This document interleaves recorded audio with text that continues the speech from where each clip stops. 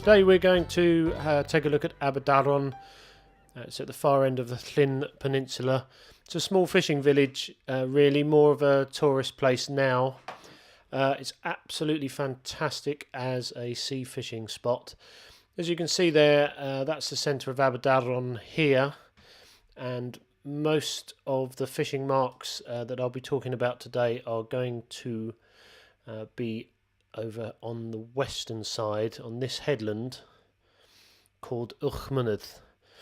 As you can see there from the overview, there are lots of rocky outcrops. You fish into really deep water, and the target species here can be quite fantastic really. Huge congers, massive pollock, bull huss and even tope, all within easy casting distance. Is a very rocky, kelp-ridden mark with a few patches of sand and shingle, but really you're talking about a pretty heavy rock fishing mark here. Also good for the lures as well. In a previous sea fishing marks episode, we've covered some of the marks to the east, and as I scroll around to the east, you can see here some of the marks. They're in the first YouTube video on the Llyn Peninsula. So as I say, we'd start here on the beach. You can probably tell as you look at this map now. I'm just going to zoom in a small amount. I realise it's quite annoying if I keep flicking around on this map. So you can see there at the top of the screen there is a small river, the Aberdaron. Once again, I apologise to the proper Welsh speakers if language isn't up to scratch there. But there's the Aberdaron. Runs into the sea, and you'll see sort of mullet. I've even seen sea trout here as well, mulling around at the entrance to the river. This is about, the tide here is about 3/4 of the way down, I suppose, on Google Maps. Now, you'll catch bass all along this beach. There's bigger boulders, there's rocks, there's gullies. And when you've got a surf running, and a lot of the time when you don't, you'll still catch bass here on these smaller reefs on fly fishing gear, ledgered baits, and all your lures, sand eel lures, things like that. Will pick up bass and pollock. And the tide will actually come right up to these rocks here. Got to be careful you don't get cut off by the tide. You can park in Aberdaron there. If you're looking for somewhere to park, there is an official car parking spot under the hand here, or this goes up the hill a bit. You might be able to find free parking up the top as well. Now I'm going to zoom back out again. It is a good beach to fish, can be quite touristy in summer, but for a little bit more excitement and to find your own special spot, best advice is to get off the beaten track. Follow one of these footpaths here. You can see they follow the line of Uwchmynydd coastline. I'd never advise anyone to try and climb down some of these marks. It's not for the faint-hearted, it's not for the inexperienced. But there is a track here, and you can find little sheep tracks down.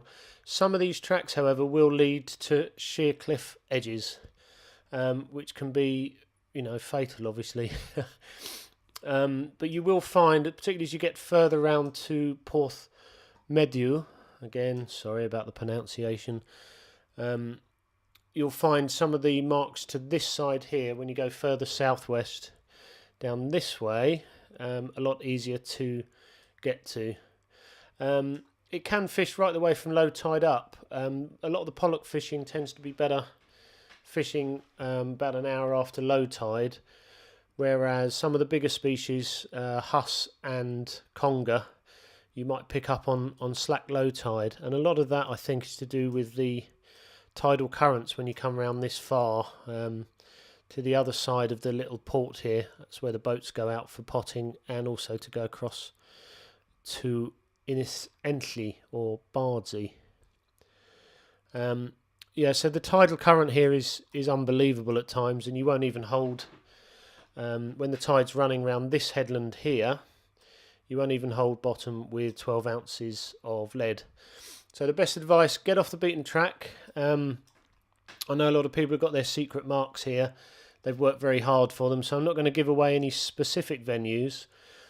but you will certainly benefit from travelling light, maybe with a few lures, and suss out some of the spots all the way around here. Now, that's if you're walking from Aberdaron or Porthmedrall, but you can go up onto the Uchmanydd headland, head right the way up to the top, to the lookout, which is up here. Sorry about the flicking around.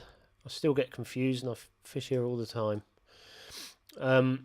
If you get right up to the lookout, which is up here, you'll pass a campsite on the way, and the road bends round past the campsite and does a tight right. It's about this spot here.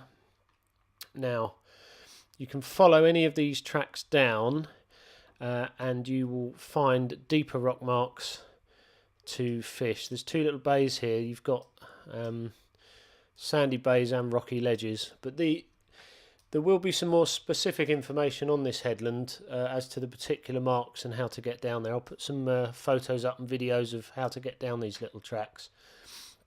But as I say, the best place to start, I would suggest, is either walk from Aberdaron along the headlands here. You're talking about a good sort of 3 or 4 mile walk, or alternatively you can park at the top, park by the campsite here, and walk down right to the edge here. It's really heavy rock fishing. You'll need 5-ounce grip leads. There is more sand here, and there are more sort of rocky, kelpy areas to this side here.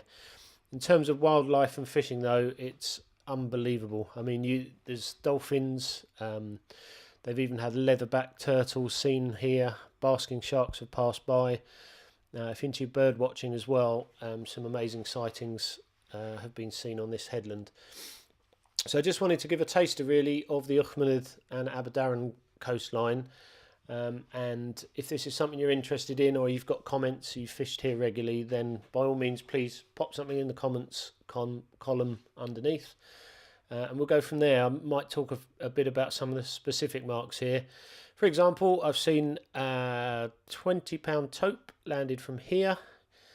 I've had a 9-pound pollock on mackerel feathers just off one of this Inispiod here. I've seen a double-figure bull huss over this section here, and I have seen conger in there, large conger, 20-pound plus conger eels, and that was I think it was in September on a moonlit night. No tide at all, right on low tide. So it can be an amazing mark. That's your overview. If you enjoyed this, I'll do some more. Please leave some comments. Thanks for watching.